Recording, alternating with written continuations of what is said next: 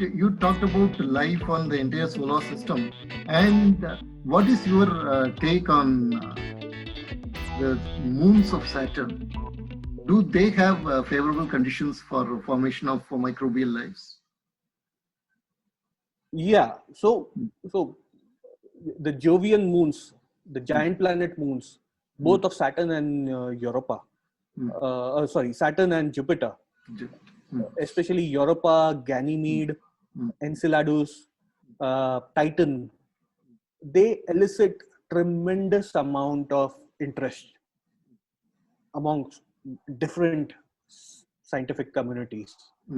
I'll start with Europa, Enceladus, and Ganymede. These three resemble Antarctica. Oh.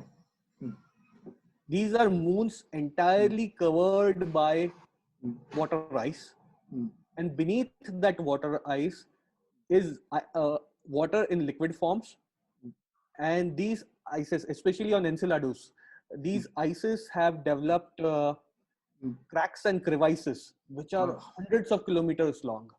And through these crevices, water jets out like a big curtain into outer space. And there is a lot of water gushing out of these crevices from inside. So we believe that there could be some organic materials or complex chemistry happening.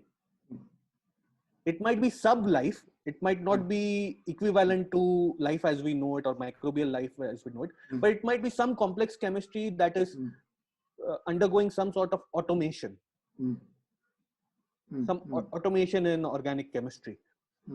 That could happen. Titan is another, wonderful object. You have the entire terrain, the geology is made of water ice. And then you have the lakes of methane and ethane and hydrocarbons. And the atmosphere is very sooty, very organic rich, haze, tremendously dense haze. And so you multiply Delhi 100 million times. So Delhi of winter multiplied by 100 million times, and that much amount of haze is present on Titan. And this haze is rich in organics. These are called as tholins, Titan tholins. I've had the privilege of working on that. And these Titan tholins were first conjectured by Carl Sagan.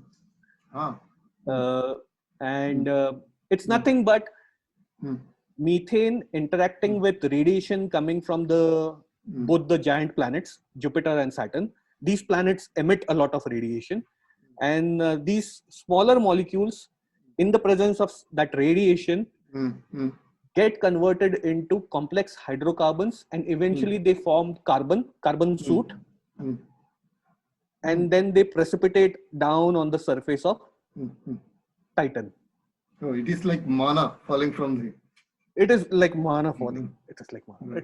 It's tremendous. And then there are deserts of these, black soot on Titan. So black desert. Imagine that. Right. And when I say liquid ethane and liquid methane, for our interest of our listeners and viewers, the temperatures on that planet are tremendously low, as low as minus 200 degrees Celsius. So any life form that will happen there, if it happens there, it will have to be a cryophilic. It will have to be a cold-loving organism on any of these moons. But these are very exciting places to go to.